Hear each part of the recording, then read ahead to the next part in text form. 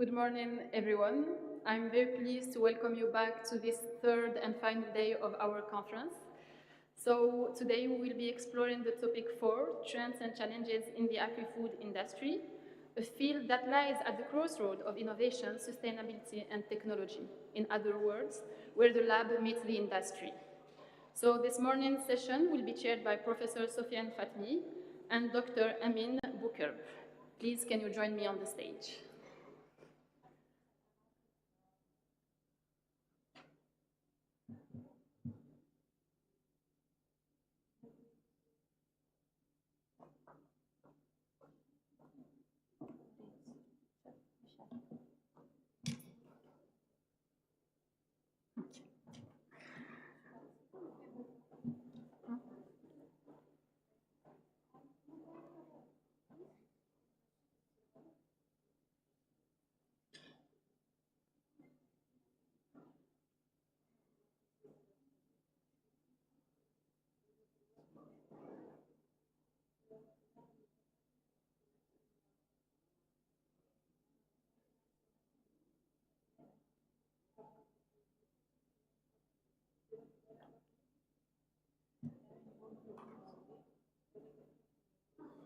So today we will start our first plenary lecture with Professor Abdelkarim Bouzaza. So let me introduce him to you. He is an associate professor at the National School of Chemistry of Rennes in France and head of the Chemistry and Process Engineering research team. He holds a PhD in biomedical engineering from the University of Technology of Compiègne in France. His research focuses on advanced oxidation processes, including photocatalysis, plasma-assisted oxidation, and adsorption applied to the treatment of volatile organic compounds, odorous emissions, and persistent pollutants. He has authored over 100 international publications indexed in Scopus and ASI, 2 patents and 2 book chapters, and has supervised 25 PhD theses, making notable contributions to the advancement of environmental catalysis and innovative air purification technologies. So today he will give us a talk entitled Combined Processes, Plasma Photocatalysis for Air and Water Treatments. Professor Bouzaza, you have the floor.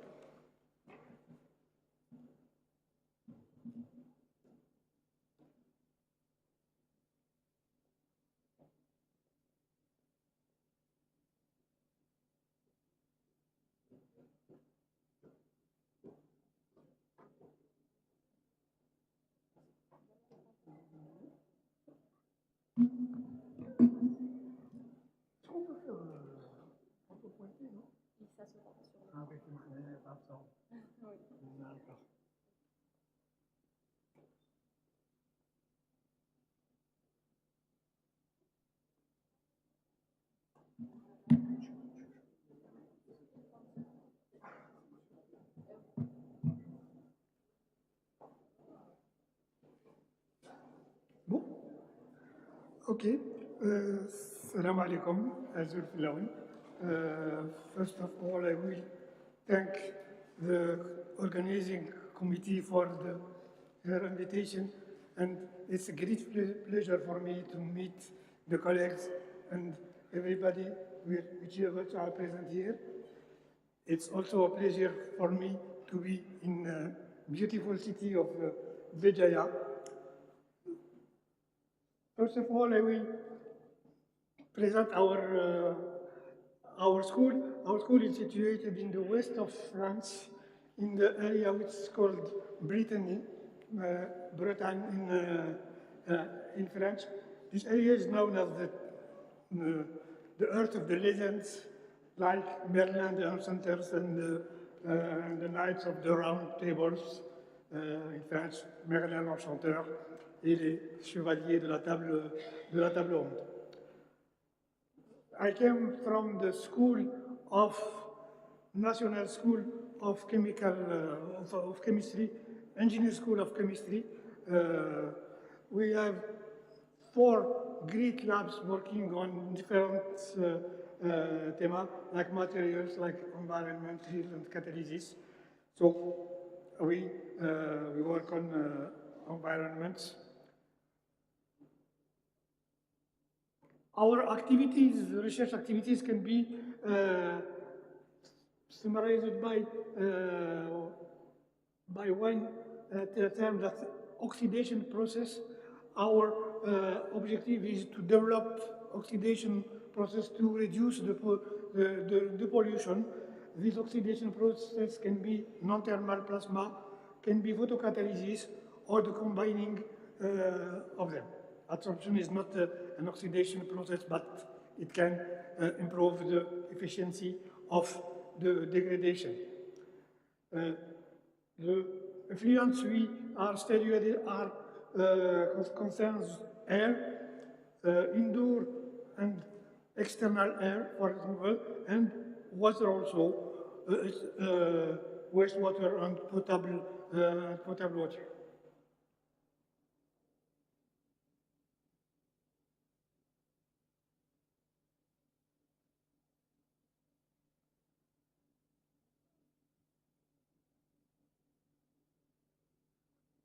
Here in this slide, I will represent our usual approach when we have a problem to study. First of all, we go from an initial idea. It means that we have a problem of pollution, for example, air effluents of farms. So we study at a scale lab the possibility of the degradation of the pollutants by photocatalysis, by plasma, for example. Then we increase step by step the study by increasing the flow of the effluent will be treated. Then we go. The last step is to test the prototype on the site, on a real site where we have an effluent containing the pollutants and other pollutants like solid particles, for example. Simultaneously, we study the theory of the oxidation.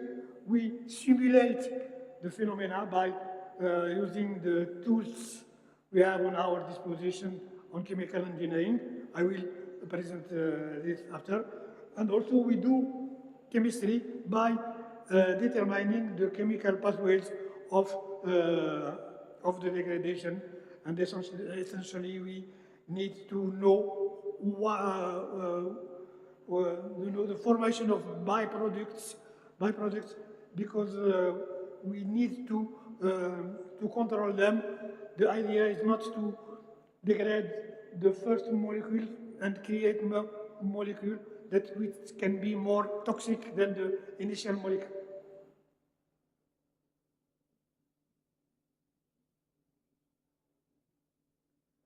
Our research activity can be summarized by 4 challenges, and I can see this.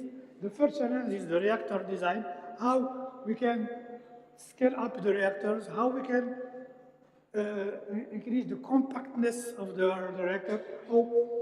There are also economic aspects of the reactors. The second challenge concerns mass transfer limitation, like aerodynamic, like the nature of the catalyst. We also do chemistry and chemical engineering by studying the influence of the competition, for example, effects, because the pollutant is usually present with another pollutant, so we can see what is the influence of the other pollutants. And the fourth challenge is the combination of the process with an idea, with the aim to increase the efficiency of the process. Of course, all these challenges are related. I mean that kinetics can concern also the combination of the process, and compactness concern also the combination of the process. I will give an example for each challenge. For example, the mass transfer limitation. Here we can see the principle of the photocatalysis. I will not develop this because my colleague and friend Lutfi will develop this after. We can see that the photocatalysis is a catalyst which is activated by UV lamp, and we generate some activated particles which will degrade the pollutants. So, for example, here we have a reactor we studied. This reactor is a tangential reactor, which we have the airflow entering from the right to the left. The catalyst is deposited on two plates, and we have between the two plates we have the lamp which activates the catalyst. So the airflow between the two plates. We note that the increase of the concentration lead to a reduction of the removal efficiency. It's normal because the increase of the concentration lead to more molecules to degrade. So as the active site of the catalyst are constant, so it's normal that the removal efficiency decreases. The most important thing to see is that the influence of the gap, it means the distance between the two plates. We see that, for example, for the concentration at 20, when the distance between the two plates are increased, we decrease the removal efficiency. This is the evidence of the mass transfer limitation. It means that the molecule has not the time to go from the bulk to the active site. You know, when we vary between 20 millimeter to 60 millimeter, we reduce the degradation from 60% to about 25%. We try to modelize this phenomena by taking into account the phenomena which occurs. We have a flow, a bulk of the process, and we have a boundary layer and the catalyst film. By writing the mass balance on each phase, in gas phase, in solid phase, and by estimating the value of the mass transfer coefficient by using classical empirical, semi-empirical correlation, we can have a model which predicts the removal efficiency due to the influence of the mass transfer limitation. Here we see that the removal rate variation by versus pollutant concentration. We see that the model represents correctly the influence of the mass transfer.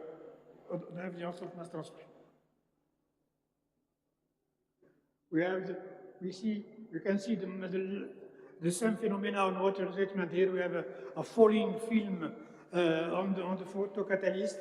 We have developed a model taking into account the thickness of the liquid film which falls on the catalyst, and then we see that we can have the influence of the removal of the pollutants. Another challenge concerns the reactor's configuration. It is, I think, our principal activity, which concerns to reduce the compactness of the reactor and to scale up the treatment and, of course, the efficiency. Here, for example, you can see that the classical configuration of the reactor is consisted on two catalysts, the catalyst deposited on the plates, and we have lamp to activate the catalyst. With a new configuration which was developed by Bejaïa technology, collaboration with Bejaïa technology, we have the optic fibers that on that the catalyst is deposited. so the catalyst will be eliminated in situ by the fiber. This leads to a reduction of the size of the reactor. Here you can see the tissue. We don't need lamp for activate the catalyst. Only a LED, UV LED is necessary to activate the catalyst. When comparing the efficiency of the two configurations, we see that the new configuration is better. It's on orange. You have the removal efficiency is increased on the new configuration. This can be claimed that this is due that the catalyst is eliminated in situ, so we have more active sites generated. We see also that the selectivity, what we mean by selectivity is the CO2 formed by the degradation of the pollutants. In other words, it means when CO2 is high, it means that we have no other byproducts. We see that, we call this the mineralization. We see that the mineralization is better when we use this configuration. Also, we can see the energy aspect of the degradation. Here we represent the removal rate on milligram per hour per watt of energy consumed. We see that we have about 50% difference between the new configuration and the old configuration. It means that the new configuration is has more efficiency on energetical aspects.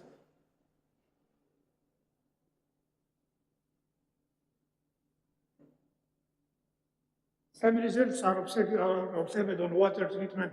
Here in classical configuration, we have a lamp on a tube where the water flows and the catalyst is on the inner surface of the tube. By using photocatalyst of an optical fiber, we have a wire of the catalyst, then we can eliminate it directly. So when we compare the two configurations, we have the same results.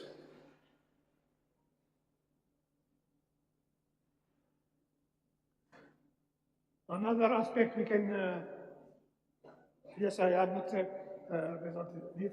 Here on blue we have the removal efficiency, but on red we have the surface area of the reactor. It means the compactness. If the surface area is great, it means the reactor can be compact. With same surface, we can have a reduced volume. This is an important thing, for example, when we have to treat internal air for the room or not. We have not many places to install a reactor, so when we reduce the volume, it will be more easy to install this. Another aspect of the compactness is of the reactor. It concerns the front flow. It means that the flow go directly to the catalyst. This representation or this configuration is interesting because it reduces the limitation due to the mass transfer, but they reduce the contact time of the molecule. There are two antagonist aspects. We also see here, for example, when we compare old configuration and new configuration, on blue we have the old configuration where we use the lamp to eliminate the catalyst, and on orange and gray we have the new configuration. Gray has more CO2 deposited than the orange, so we see that we have more efficiency also on new configuration. On violet, je ne sais pas comment on dit violet en anglais, we see the compactness of the reactor is increasing.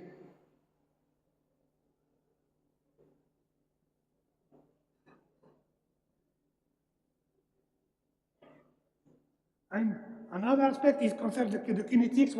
What we say about concerning the kinetics is the competition effects between the molecules of the pollutants, between, for example, air and humidity, between on the water pollutant with organic matter, for example, and also for competition between bacteria and pollutants.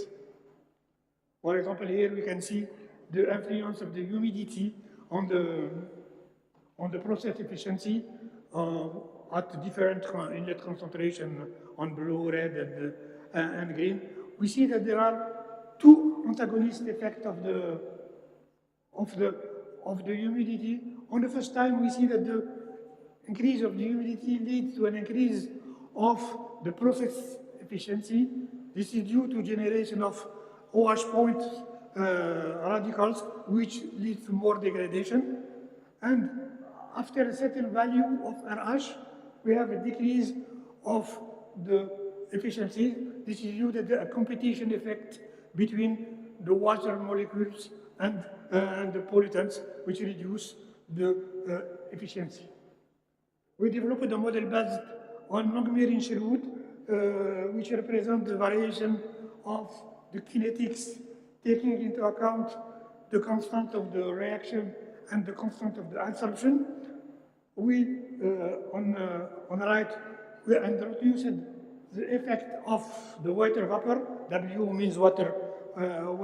We have a model that which will represent the variation of the kinetic and the influence of the humidity. We can see here the model and the experimental points, and we have the value of the different constants of the model. Another aspect concerns the competition between two molecules, for example here, between isovaleric acid and isovaleraldehyde. We can see, for example, that isovaleraldehyde, when it is alone black point and on mixture, is not influenced by the competition, but isovaleric acid is greatly influenced by the competition.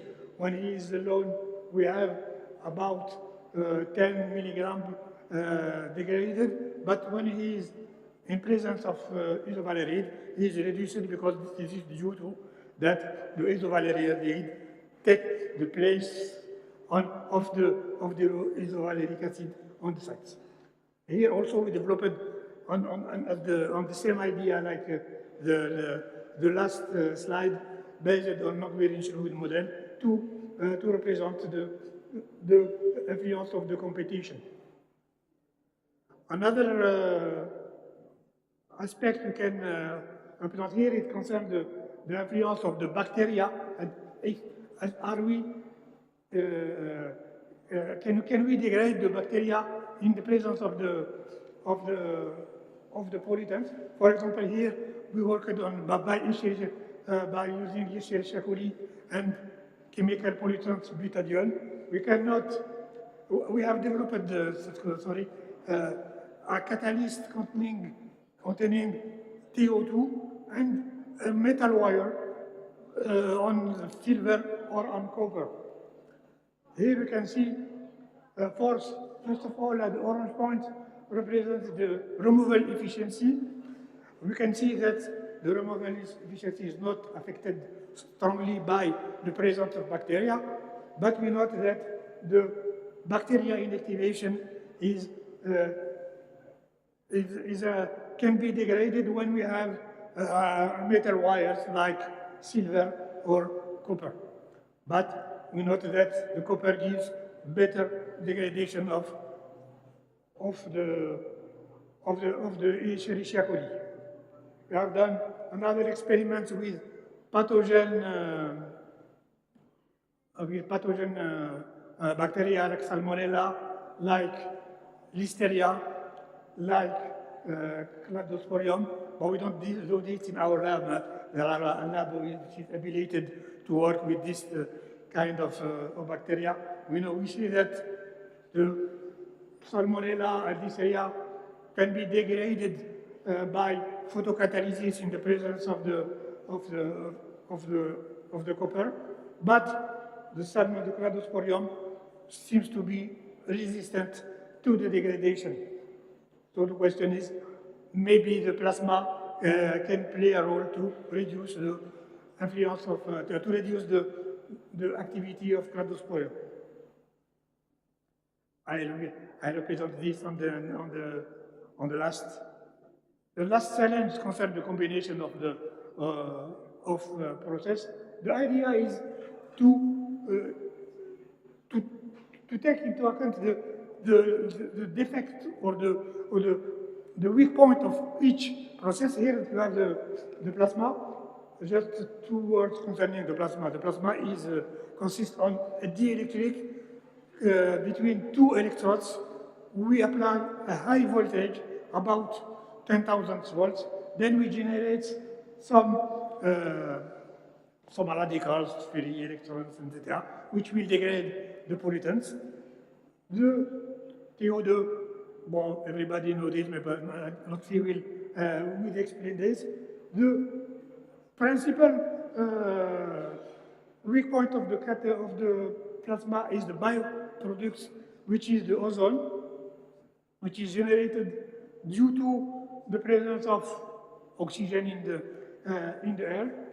And the 2 weak points of the catalyst is the slow kinetic, essentially, for example, on water treatment.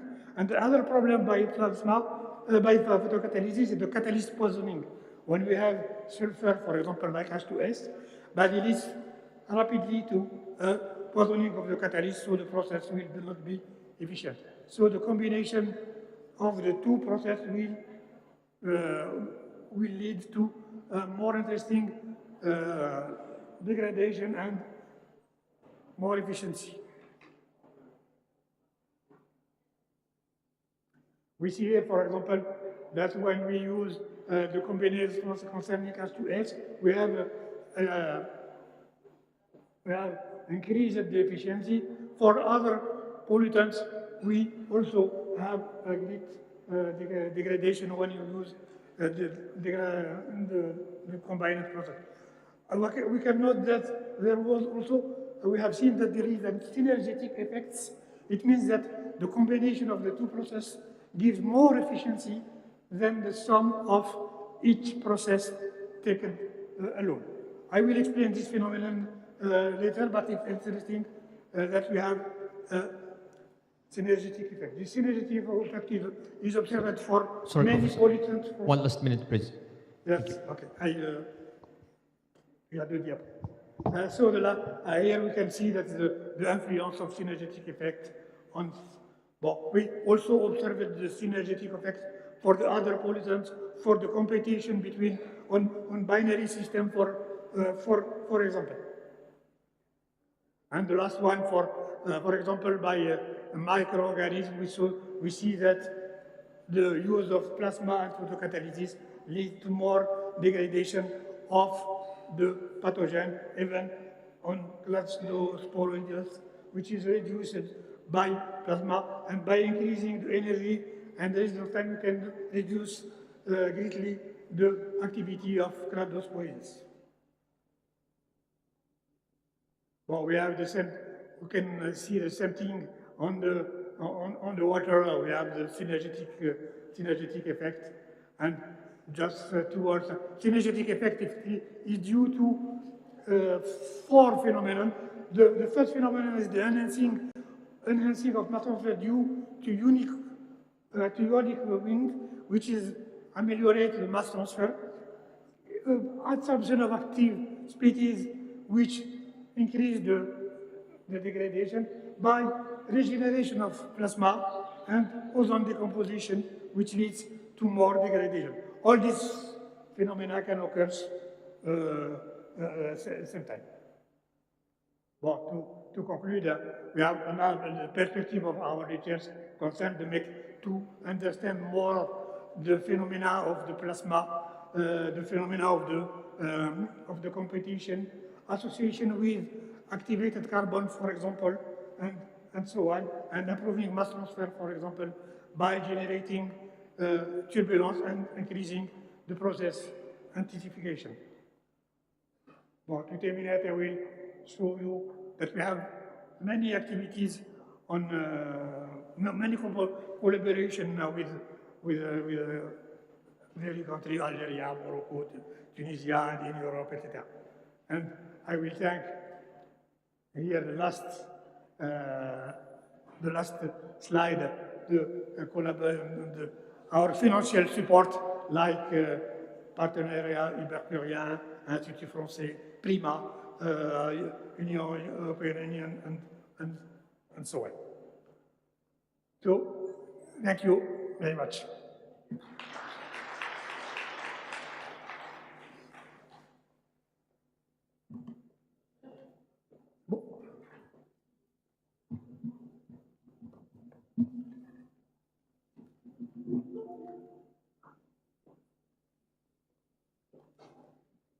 Thank you, Professor Bouzaza. Now we will move on to the second plenary lecture, will be given by Professor Mouni from the University of Bouira. So to introduce him, he is a professor of chemical engineering at the University of Bouira and the director of the Laboratory for Natural Resources Management, Valorization and Quality Assurance. He holds a PhD in chemical engineering from the University of Bejaïa.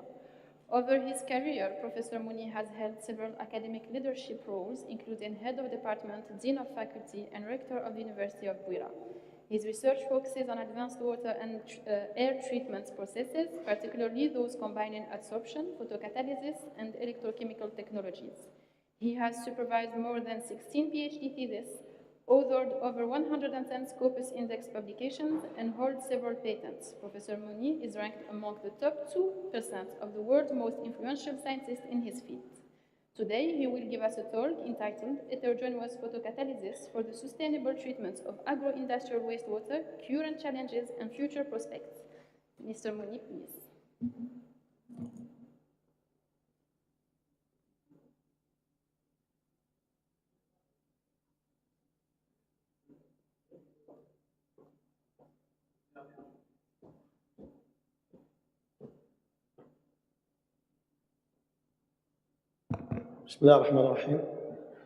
Salam alaikum. Bonjour tout le monde.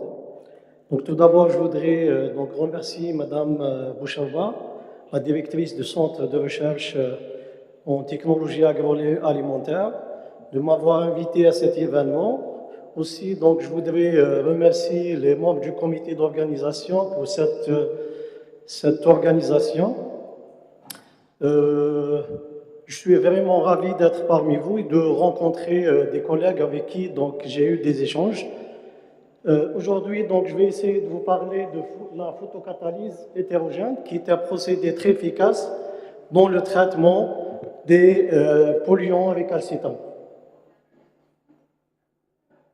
Donc, avant de commencer, donc, je vais essayer de parler un petit peu donc, de l'industrie agroalimentaire. Donc, la consommation mondiale d'eau par secteur, c'est un indicateur clé qui nous permet d'avoir donc une idée sur la pression de la ressource hydrique. Donc, on voit bien que... Professeur Mouni, essayez de vous éloigner du micro. Très bien. Donc, on voit bien que l'agriculture et l'industrie agroalimentaire donc, consomment des quantités énormes en eau, ce qui génère donc des effluents à travers donc, cette consommation. Donc, on voit bien que la quantité et la moyenne de consommation de l'agriculture et l'industrie agroalimentaire, elle est de l'ordre de 70%, ce qui est très très important. Donc ensuite, on a donc l'industrie qui est de l'ordre de 20% donc en consommation mondiale et la consommation domestique qui est de l'ordre de 10%. Cette consommation, donc, elle augmente d'année en année et donc cette ressource-là d'eau qui devient rare suite à la sécheresse qui s'accentue de plus en plus. Donc l'industrie agroalimentaire, donc c'est un pilier de l'économie. Cependant, donc cette industrie donc consomme beaucoup d'eau lors de la transformation de ces produits agricoles et génère des effluents qui sont contaminés par des micropolluants résistants. Donc ces effluents-là, donc la source de cette pollution-là, généralement, elle est due au lavage des matières premières, aux épluchages et découpages et pressages de cette matière et au processus de transformation qui consomme aussi donc des quantités très très importantes, le nettoyage et sanitation, évacuation des produits impropres. Ces effluents-là sont généralement chargés principalement en matière organique, en l'occurrence donc des valeurs très très importantes en DCO, en DBO5, aussi des polluants spécifiques tels que les pesticides, les fongicides, les matières en suspension et les graisses. Donc, à titre illustratif, donc on a ces deux histogrammes qui illustrent bien donc, les quantités de matières organiques générées par les effluents de l'industrie agroalimentaire. Donc, on peut voir que l'industrie d'extraction d'huile d'olive, qui en premier, donc, qui génère des effluents qui présentent des valeurs en DCO de l'ordre de 220 grammes par litre, c'est des concentrations vraiment très très importantes. Ensuite, on a l'industrie d'abattoir, donc qui sont en deuxième position. Aussi, donc, ces effluents-là génèrent des matières en suspension. Ces matières en suspension sont chargées généralement par des polluants donc, émergents, des polluants récalcitrants. Donc on voit toujours que l'industrie d'extraction d'huile d'olive, qui est en première position avec des valeurs des valeurs moyennes qui peuvent atteindre les 5000 mg par litre. Donc de ce fait, afin de pallier à ce problème-là de pollution de ces effluents, donc généralement les procédés conventionnels, les procédés classiques utilisés, à savoir donc le procédé d'adsorption, qui est un procédé qui permet seulement de transférer donc la pollution de l'état liquide à l'état solide. Et à vrai dire, donc, le problème n'est pas résolu. Personnellement, j'ai travaillé sur l'absorption, mais il y a beaucoup de critiques par rapport à ce procédé-là. Il y a aussi, donc, parmi les procédés conventionnels, le plus utilisé, surtout dans les stations de traitement, la méthode, le procédé de coagulation-flocculation. Cependant, ce procédé-là, donc, il génère des quantités énormes en boue. Ces boues-là, parfois, donc, c'est très difficile de trouver une solution ou de trouver où les mettre. De ce fait, donc, les scientifiques, ils ont pensé à d'autres alternatives afin d'éliminer carrément ces polluants émergents, c'est-à-dire les casser et les transformer en CO2 et en H2O.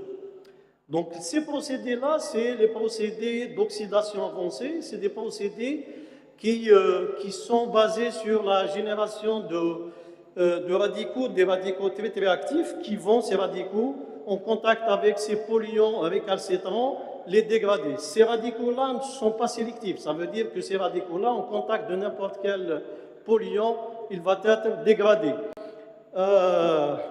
Au contraire des baux activés, c'est-à-dire le procédé biologique, où la dégradation elle est un peu plus sélective, c'est-à-dire les micro-organismes ils vont sélectionner donc, les matières organiques qu'ils peuvent dégrader.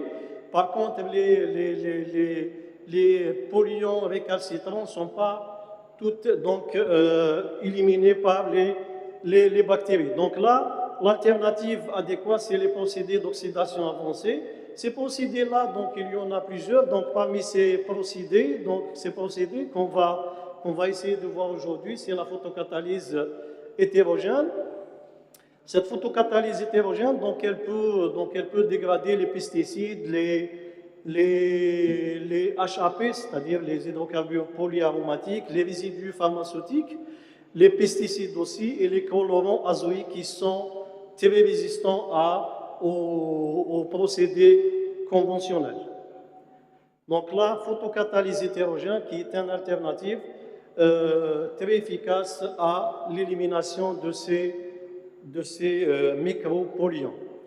C'est quoi la photocatalyse hétérogène? Le principe de la photocatalyse hétérogène, il est simple. Donc un semi-conducteur, je ne vais pas détailler c'est quoi un semi-conducteur, mais donc un semi-conducteur, une fois il est irradié par une source de lumière, une source ultraviolet, donc il y a un électron qui passe de la bande de valence, cette bande de valence qui est remplie d'électrons, donc un électron qui passe de la bande de valence vers la bande de conduction, donc il va y avoir donc création de paires électron-trou. Cet électron-là, donc, il va réagir avec l'oxygène pour donner un superoxyde, le O2-. Ce réactif-là, il est actif, c'est-à-dire c'est un réactif qui a un pouvoir oxydant important. En contact avec le polluant, donc il va dégrader ce polluant. Et sur la bande de valence, donc là où il y a le trou, donc ce trou-là, le H+, donc il va réagir avec le H2O pour donner naissance à un radical qui est très très actif et qui a l'oxydant le plus important qui est le radical hydroxyde, le H'. Ce dernier donc en contact avec les polluants récalcitrants et même les polluants qui ne sont pas récalcitrants, c'est-à-dire les matières organiques. Donc il y aura donc une minéralisation de ce polluant-là. Donc on va avoir à la fin donc de CO2 plus H2O et parfois on a aussi des sous-produits. Donc ces sous-produits sont moins toxiques que les polluants récalcitrants. Donc ici on a le mécanisme réactionnel que je viens d'expliquer. Donc voilà le semi-conducteur. Donc on a la source de lumière. Donc et à la fin donc on a la dégradation de notre polluant récalcitrant. Les paramètres qui ont un effet direct sur le mécanisme réactionnel de la photocatalyse, donc on peut citer les plus importants, à savoir le pH, l'intensité de la lumière aussi, donc c'est-à-dire la longueur d'onde, la concentration initiale de notre polluant, parce qu'il faut savoir une chose, que la photocatalyse hétérogène, c'est un procédé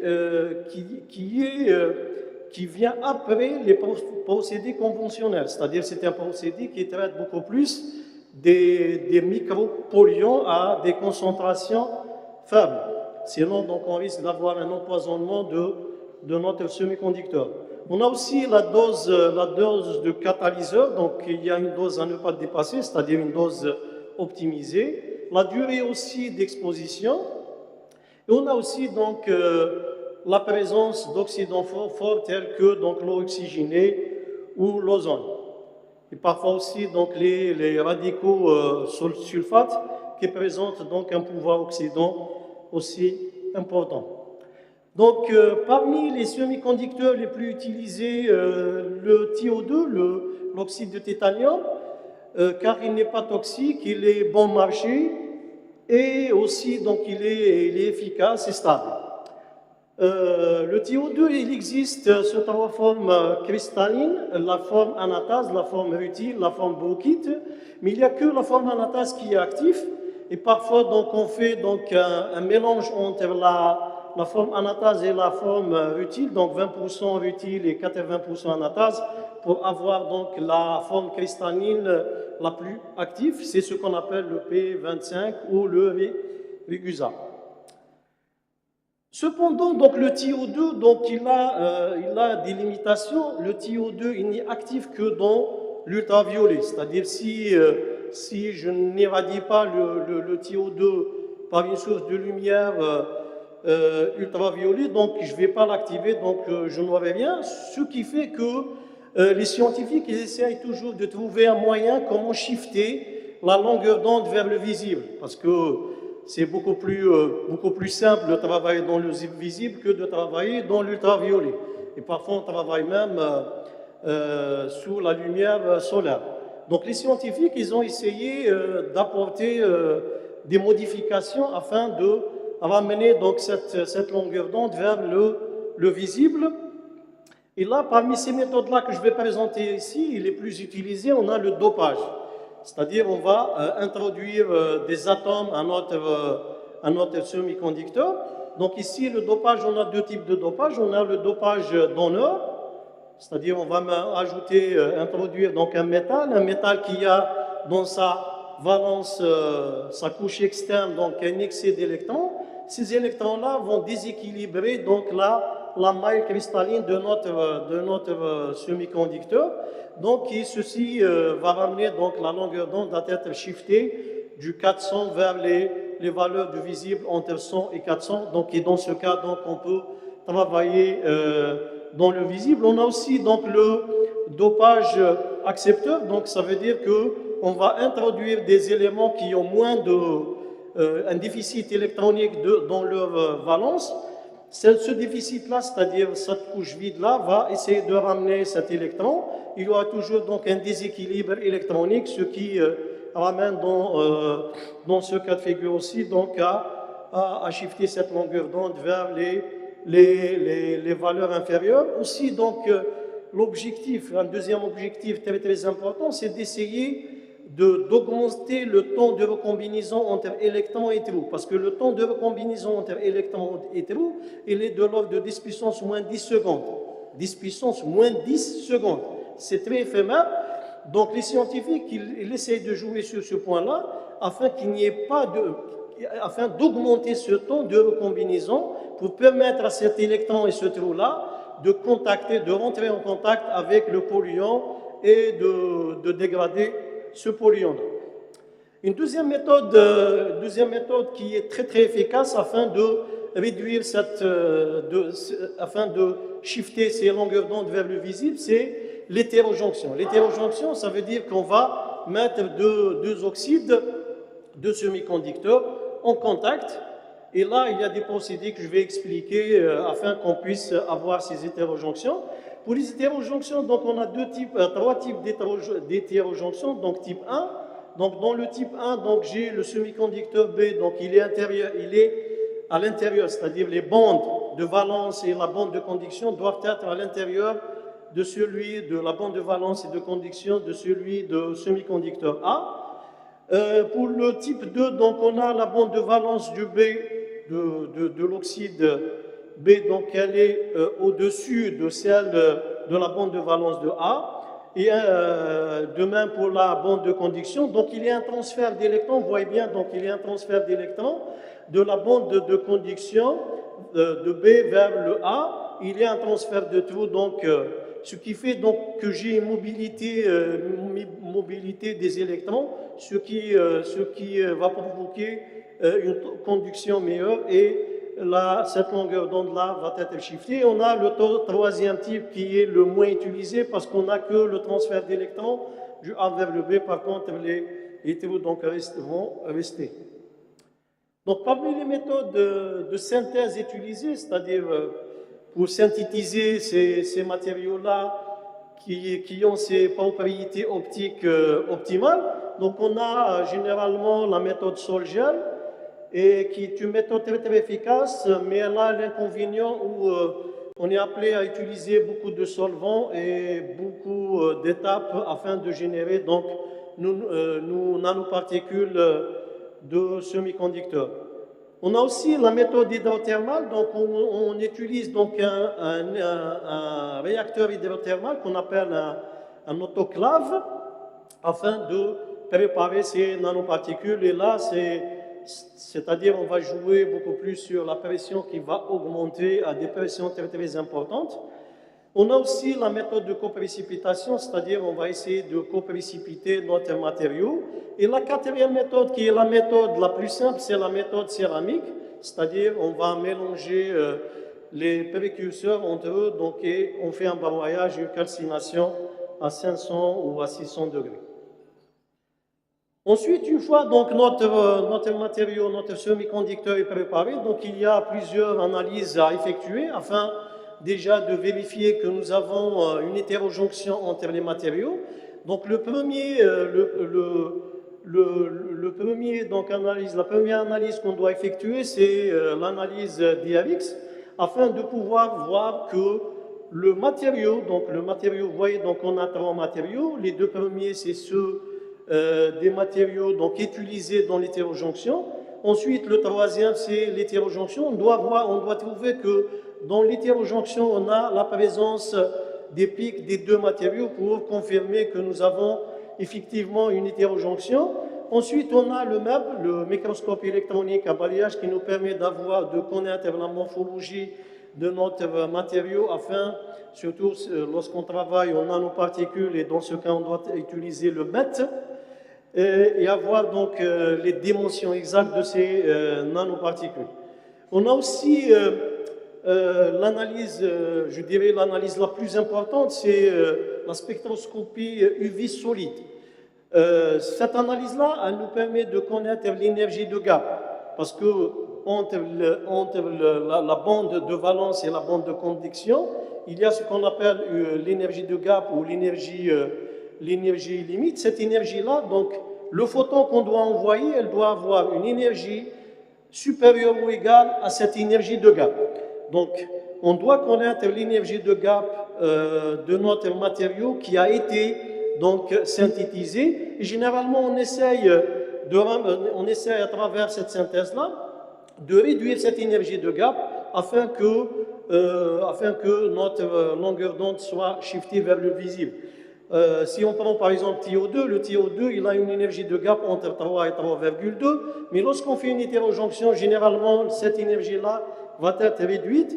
Donc, si cette énergie-là est réduite, ça veut dire qu'on c'est-à-dire on peut travailler dans le visible facilement. On a aussi donc l'infrarouge, c'est pour confirmer qu'il y ait donc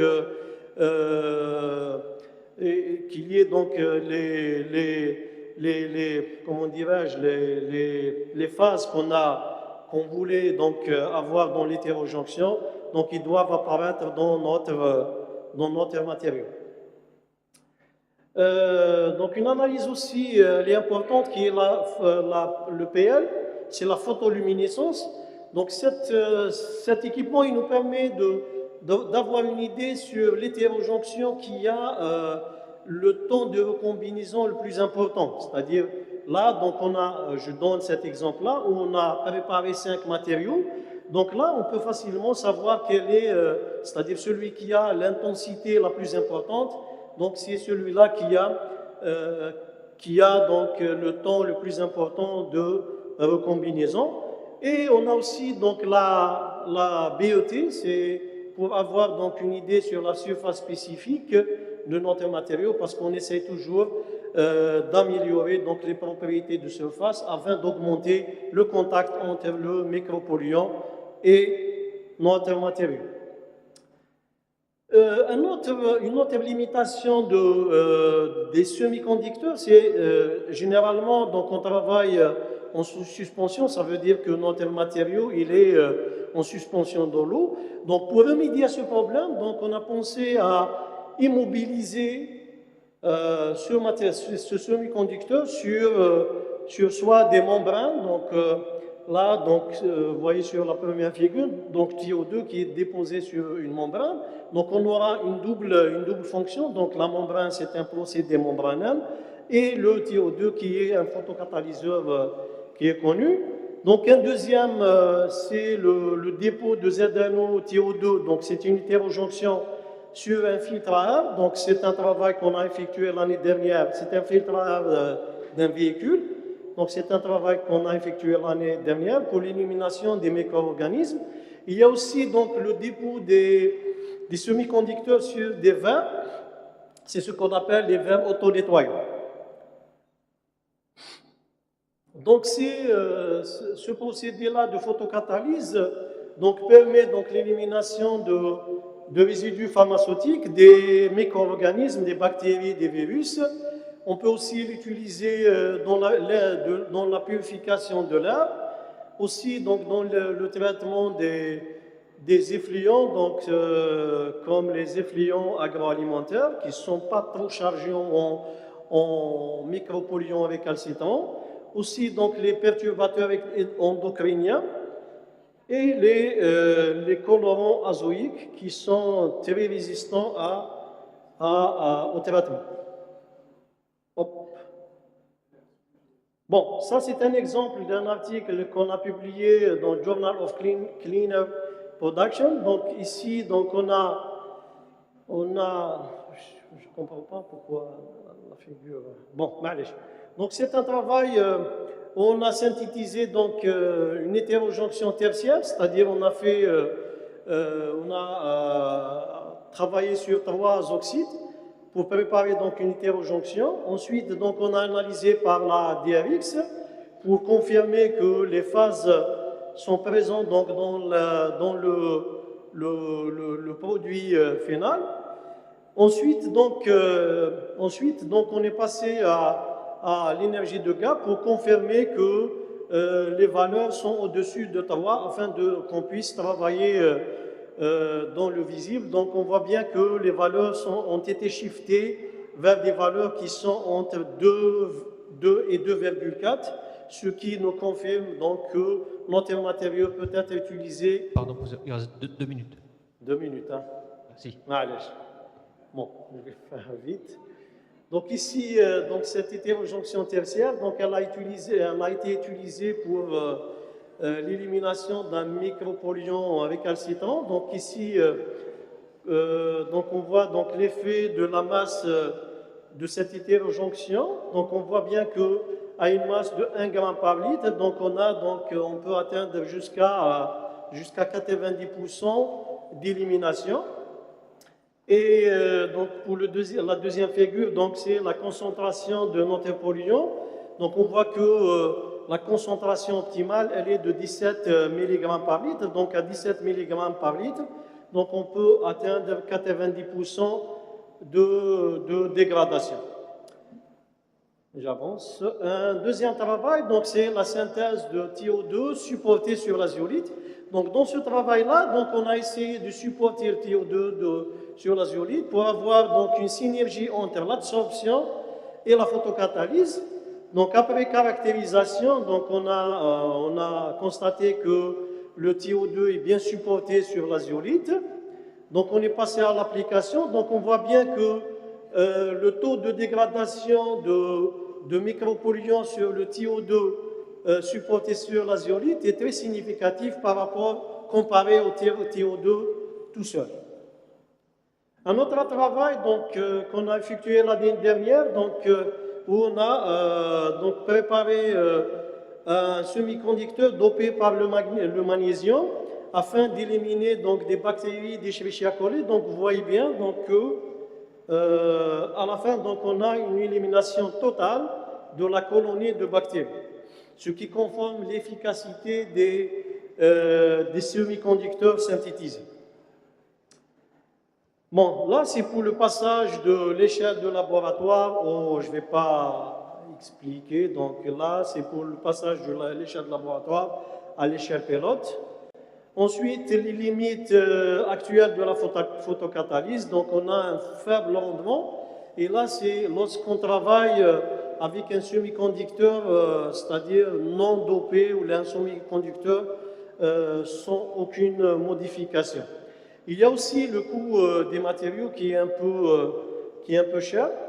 Il y a le troisième inconvénient, c'est il peut y avoir donc la formation de sous-produits qui sont parfois toxiques. Les perspectives et donc intégration. Donc parmi les perspectives, donc c'est le couplage de procédés. Donc généralement on travaille comme il a dit mon collègue professeur Bouzaza, donc on fait un couplage de 2 procédés afin d'avoir une synergie, le plasma avec la photocatalyse ou la photocatalyse avec l'absorption. Aussi donc l'utilisation d'énergie solaire, donc au lieu d'utiliser les ultraviolets, donc on peut utiliser l'énergie solaire afin de pallier à l'utilisation des ultraviolets.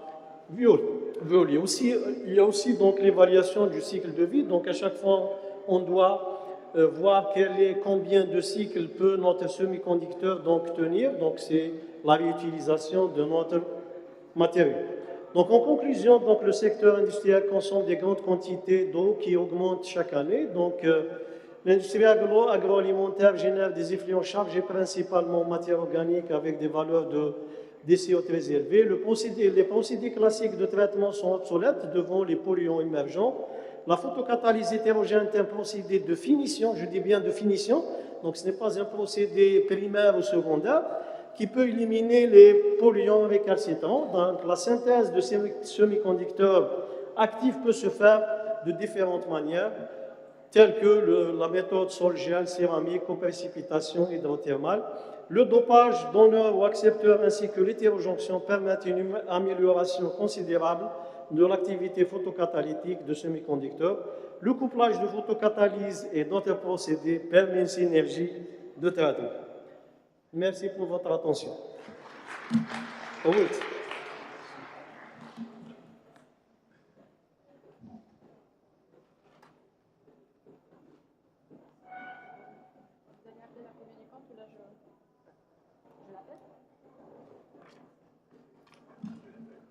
So now, thank you, Professor Moni, and we will move to the oral communication with Dr. Rania H. Sharif for a talk entitled Limitation of Antioxidant Migration in Polypropylene Food Contact Films Using Clay Nanofillers. Dr. Rania H. Sharif. Okay.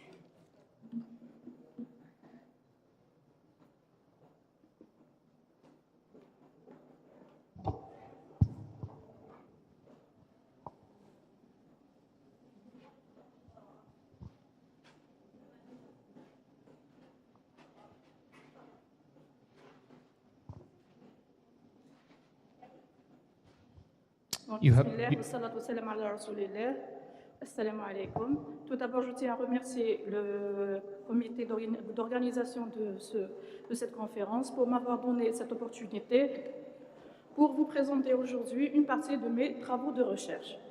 Today, I'm thrilled to present for you my work about limitation of antioxidant migration in polypropylene food contact films using clay nanofillers. In this work, in these 10 minutes, I'll outline the problem, describe our methodology, present the key findings, and finally discuss their implications. The role of plastic food packaging is to protect, preserve, and to transport the packaged food. Generally, this packaging is no more than film. This film is made up of polymer matrix and additives. As a result, these additives tend to migrate into the food they come into contact. This migration raises regularity issues and potential health risks. Nanofillers offer a potential strategy for limiting this migration while preserving the material's performance. Depending on the type of the polymer, polypropylene accounts for 26% of plastic demand in Europe. It is one of the most widely used polymers in the packaging sector, thanks to its technical properties and low cost. For this why we choose this polypropylene as our main matrix. Polypropylene is a semi-crystalline thermoplastic belonging to the polyolefin families category. It is produced by polymerization of propylene monomer. It is used generally in automotive industry, electricity and electronics, flooring, toys, and packaging. There are various types of packaging: plastic, metal, wood, paper, glass, but the plastic packaging is the most commonly used due to its lightweight, strength, and low cost. The packaging industry consumes approximately 39% of all plastic used in the world. It is used generally in butter packaging, dry goods packaging, plastic bags, syrup bottles, egg packaging, yogurt pots, and bloods. The interaction between the container and the content. Here we have three types of interactions. The first one is the absorption. Here the plastic absorbs certain molecules from the content. The second one is the permeation, which is the passage of the gas, such as oxygen, through the packaging. The third one is the migration, which is transfer of substances from the plastic to the content. The potential migration of these additives, which are often toxic, can have serious consequences for human health. This risk is particularly high when polymers are in direct contact with food, particularly fatty food, since the PP is a lipophilic substance. The incorporation of nanofillers into a polymer matrix has been demonstrated to enhance the material's barrier properties. The nanoparticles have been demonstrated to generate a tortuous maze-like path, which has been shown to significantly impede the diffusion of gases and vapors. This is, in turn, has been demonstrated to engender a marked improvement in resistance to permeation, migration, or diffusion of molecules. The aim of this study is to assess the effectiveness of incorporating nanofillers in reducing the antioxidant migration in polypropylene films intended for food contact by evaluating the migration of the erganox, which is a stabilizer, through the PP films to a fat simulant, which is ethanol 95%. Secondly, by studying the influence of physicochemical parameters such as temperature and time on the migration rate. Third, by studying the effect of adding 1% of cloisate 50A on the limitation of erganox migration. For this while, we used three materials. The first one, which is the polypropylene. Second one, which is a stabilizer, which is erganox 1076. And finally, organomodified nanofiller, which is cloisate 15A. These tables lists different material prepared. First one is the net PP. The second one is polypropylene with 1% of stabilizer. The third one, which is polypropylene with 1% of stabilizer and 1% by weight of nanofiller. All the materials were prepared in twin screw extruder. After preparation of the film, the materials, the films of this material are prepared by compression and hydraulic press. The average thickness of these films was about 140 micrometer. Migration study. This migration, each film was introduced in a tube test with 20 milliliter of ethanol at 95%.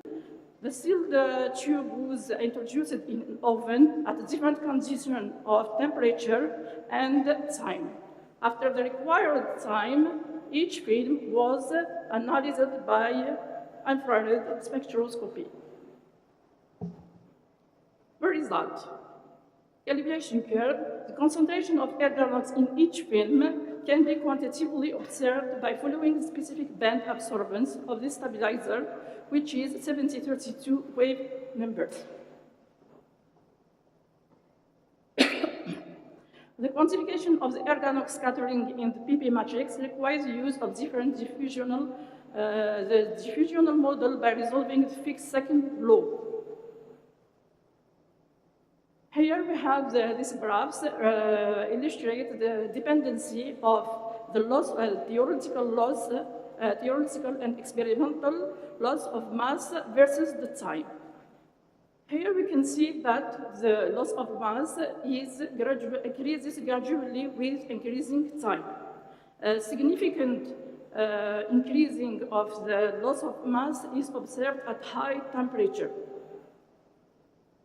Same results are observed for the material to which we added 1% of nanofiller. From this result, we deduced the diffusion coefficient and the half migration time through the PP film and the PP film with nanofiller. Here we can see that the diffusion coefficient increases by increasing temperature, but the half time is decreases when adding with temperature. Adding 1% of nanofiller, we observed a reduction of the diffusion coefficient, but while the half-time migration has increased. To conclude,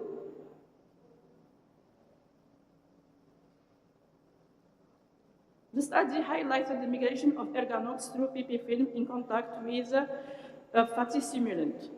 The results show that migration is highly dependent on experimental parameters like temperature and contact time. It is therefore essential to optimize material formulation and control usage parameters to ensure food safety. The result revealed that the incorporation of 1% of nanofiller decreased the diffusion coefficient by 25% compared to the virgin polypropylene and increased the half migration time by 44%, indicating that the introduction of colloidate into the polymer matrix slows down the migration of the erganox. This may be explained by the barrier nature of the clay sheet dispersed in the polypropylene matrix, which create a more tortuous path for migrating molecules. For industry, this offers a pathway to meet stringent regularity standards and develop next generation high-performance fields. Looking ahead, we believe this clay nanofiller strategy could be vital for enabling the safe use of plastic in food contact. Our future work will focus on scaling up this process and testing its efficacy with a wider range of additives and food stimulants. I'd like to thank you for your attention. Any question? Stay with us. Stay with us. Professor Mouni, Professor Bouzaza, please come with us.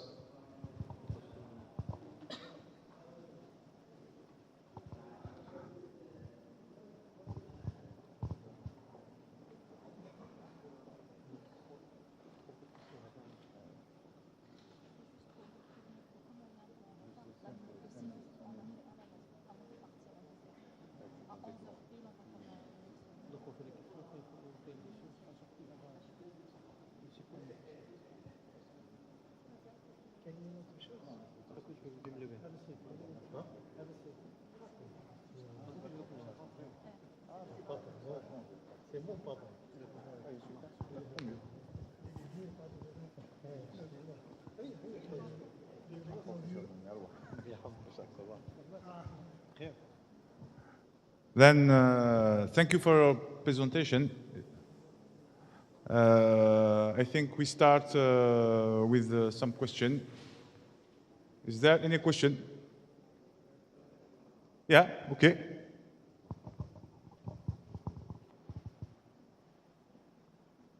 D'accord, merci.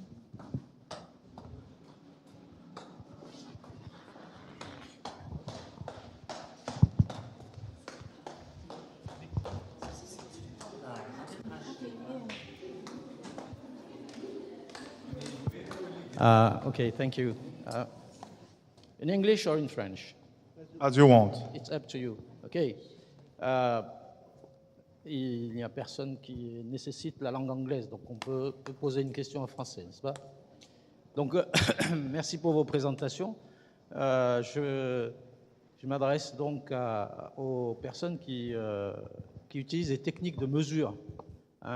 Please, before, can you introduce yourself? Sorry? Can you present yourself? Okay. Yeah. Bejaïa Boussaïd, I'm professor at INSA Lyon. Okay. Besides biomechanics, I work on tribology, science of friction, and we are concerned by the quality of the interfaces. As I have seen, I switch in English. So, comme j'ai vu qu'il y avait des mesures qui ont été réalisées sur des interfaces, Je voulais savoir si la qualité de ces interfaces avait un impact sur sur la mesure en elle-même. Et je n'ai pas vu d'analyse de taux de dispersion au niveau des mesures. Est-ce que vous pouvez faire un commentaire par rapport à ceci? Vous gênez, vous laissez les plus jeunes. C'est l'autre fille, je crois, qui fait pas mal d'analyses.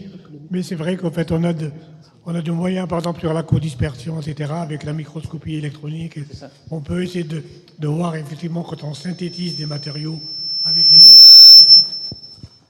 on essaye, effectivement, de voir un peu comment c'est réparti et quelle est l'influence, par exemple, de la solution de mélange, etc., pour améliorer ça. Mais peut-être l'autre fille est plus apte que moi à rajouter du détail.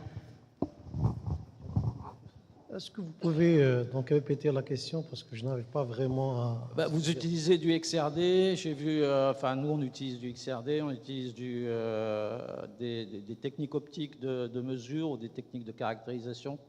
Lorsque vous faites une mesure, ne serait-ce que les états de surface ont un impact sur la valeur mesurée. Est-ce qu'il y a des précautions précises que vous prenez? Bien sûr, il y a des précautions, il y a des modes préparatoires à préparer. Donc parfois, on est appelé à préparer, dans le cas de la DRX, donc des pastilles à préparer. Donc chaque mesure nécessite une préparation adéquate pour qu'on puisse avoir des résultats à exploiter. C'est normatif ou ça dépend de ce que vous cherchez? Comment? Est-ce qu'il y a des normes pour faire ça ou pas? Des normes, bien sûr. Oui. C'est des procédés normalisés de préparation afin qu'on puisse avoir des résultats qu'on puisse exploiter. Et par rapport à ma question sur l'analyse de la dispersion, est-ce que vous faites des analyses d'erreurs ou des... Oui, bien sûr. Donc, on fait plusieurs analyses pour qu'à la fin, on puisse connaître l'erreur, estimer, est-ce que c'est-à-dire l'échantillon, notre échantillon, il est bien dispersé ou pas. Surtout, dans le cas de l'analyse par microscopie électronique à balayage, parce généralement, ils sont couplés par une EDS pour avoir donc la répartition des éléments dans notre échantillon. OK. Bien, merci pour ces explications. Je vous en prie, merci beaucoup. Another question? Bonjour tout le monde, c'est Madame Judy Warda de la faculté SMV de l'Université de Bejaïa. Alors j'ai une question adressée à Monsieur Mouni, professeur Mouni et professeur Bouzaza. Concernant, je m'intéresse à la partie d'élimination des micro-organismes par la photocatalyse.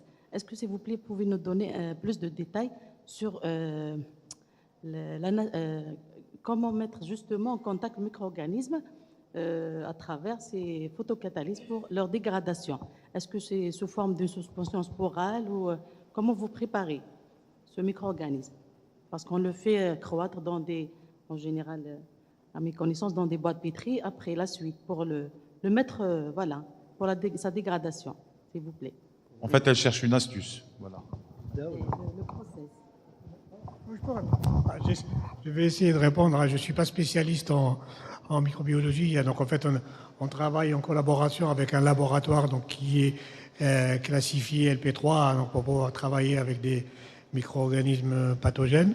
Mais en fait, il y a deux façons de faire. Donc, on fait d'abord les tests en batch, c'est-à-dire, on a le catalyseur, puis on dépose... il dépose les micro-organismes sur le support et puis on voit l'influence du temps, par exemple, l'influence de l'éclairage, etc.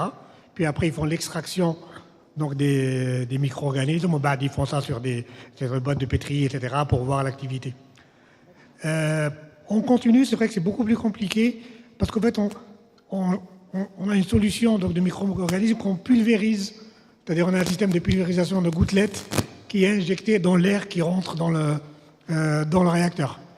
Et là, C'est vrai que pour être honnête avec vous, il y a beaucoup d'erreurs qui peuvent être commises parce qu'il y a comment on appelle ça, des micro-organismes qui peuvent se déposer contre les parois, etc. Et ce qui fait qu'à la sortie, on a un abattement qui, des fois, peut être surestimé, tout simplement parce que c'est pas parce qu'on a dégradé les bactéries, mais parce que tout simplement, elles se sont déposées contre les parois. Mais ça, c'est un aspect effectivement qui est amélioré. Mais c'est vrai que c'est pas facile de travailler avec des micro-organismes pathogènes. Hein. Donc, Justement, parce que quand j'ai vu votre présentation, j'ai vu qu'il s'agit d'une installation. Vous avez conçu tout un réacteur, le liquide, un liquide qui passe, donc pompé, qui traverse le réacteur, photocatalyseur. Après, ça revient dans le bac. Donc, j'ai pensé que le micro-organisme, il était donc préparé dans le bac. Après, ça passe pour dégrader. Non. Ça, en fait, ce que j'ai représenté, en phase liquide, on n'a pas fait en tout cas pour l'instant, on n'a pas fait les micro-organismes. C'était plutôt en phase gaz. Lorsque vous avez vu en phase liquide où ça tourne, là, il n'y a pas de micro-organismes. Hein.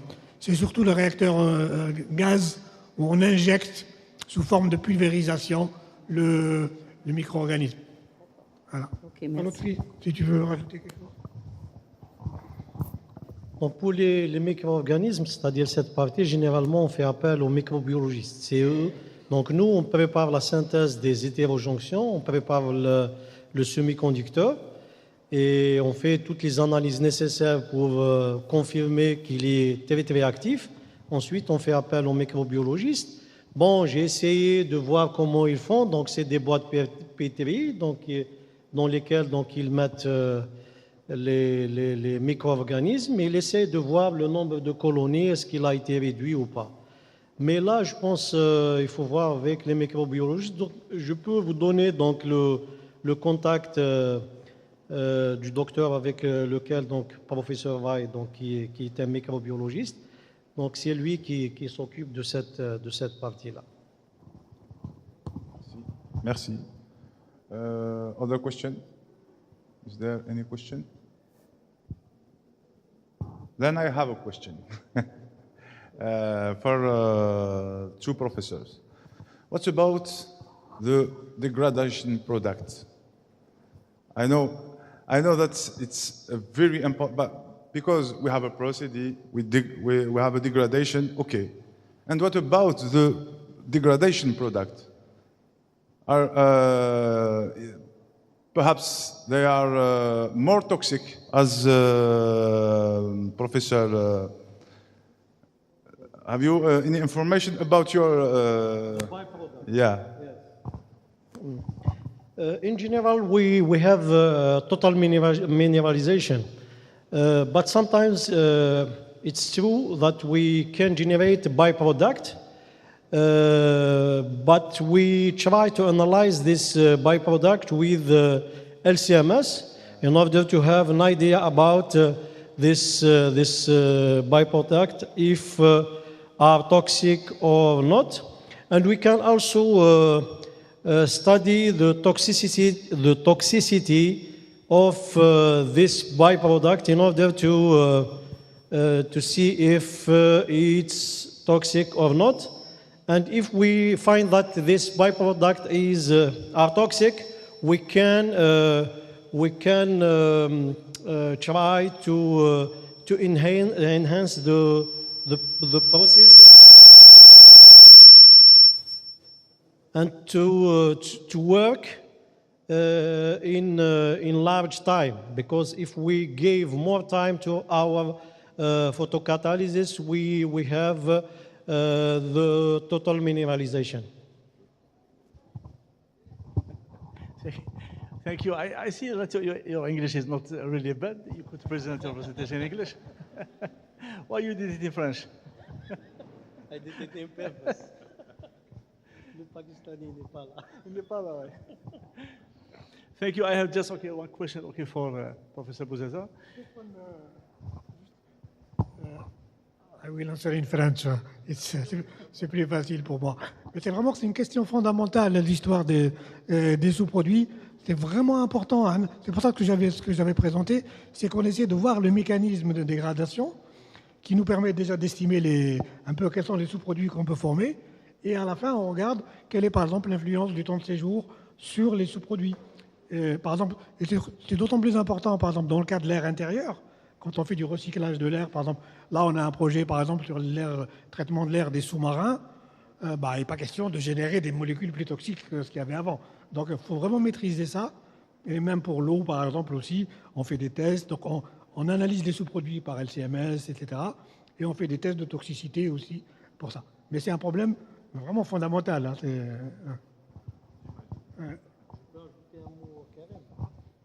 Généralement,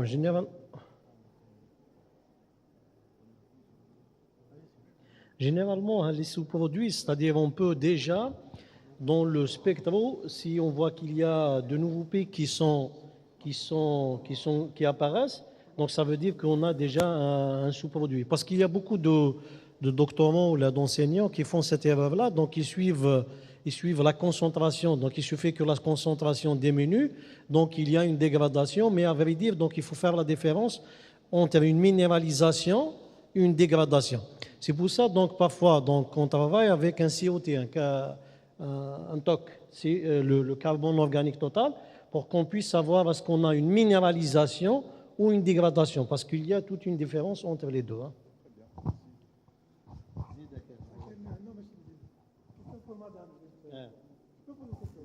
J'allais vous poser tout d'abord la question. Faites pas oublier. I have just a question. Okay, first I noticed that you do a lot of things in your laboratory, a lot of interesting things. Good, but okay, in one way, okay, I noticed that you can quantify the aldehyde, the aldehyde. But is there anybody who can measure the concentrations of ketones or ketone bodies, volatile ketone bodies, les corps cétoniques volatiles? Est-ce qu'il y a une personne dans votre laboratoire qui fait ça? I'm interested, okay, to get in touch, okay, with that person. Inshallah, okay. Je serais intéressé de prendre contact avec cette personne. En fait, nous, on a donc les étudiants sont formés sur les appareils d'analyse pour pouvoir analyser ça. Donc, on a des chromatos, donc gaz avec détecteur affilé, et on a des chromatos donc couplés à spectro de masse pour l'identification des produits. Donc, c'est les étudiants, enfin les thésards, qui font les analyses. Alors, certains produits sont plus compliqués, effectivement, par exemple comme le formaldéhyde, où c'est très très volatile. Donc, et on travaille. On fait par exemple aussi quand c'est très faible, on fait des cartouches. Donc on concentre le polluant sur des cartouches. Et puis après, par chromato, on fait de la désorption thermique pour pouvoir faire des mesures. Donc c'est ce genre de choses qu'on fait. Oui, moi j'avais une question pour madame. En fait, c'est intéressant, donc vous avez travaillé sur le polypropylène. Donc l'idée, si j'ai bien compris, c'est d'améliorer la perméabilité. L'imperméabilité, voilà, c'est ça. Mon question par rapport aux nouveaux plastiques qu'on appelle les biodégradables, etc. Est-ce que c'est une voie intéressante finalement de s'intéresser au polypropylène ou bien d'essayer d'améliorer les nouveaux plastiques biodégradables pour améliorer leur imperméabilité, etc. Bien sûr, les biodégradables, donc ils ont l'opportunité parce qu'ils sont biodégradables par rapport aux polyolépines. Mais les polyolépines, ils sont question coût, donc ils sont moins chers. Ils sont très abondants, donc on les trouve facilement. Donc c'est ça l'avantage des polyolépines par rapport aux autres. Donc on essaie d'améliorer les polyolépines, le polypropylène, le polyéthylène, PEHD, PEBD, donc afin de substituer donc ces les matériaux qui sont vraiment chers. Et ici en Algérie, on n'a pas encore cette opportunité d'utiliser dans l'emballage les biodégradables. Pas encore. Oui.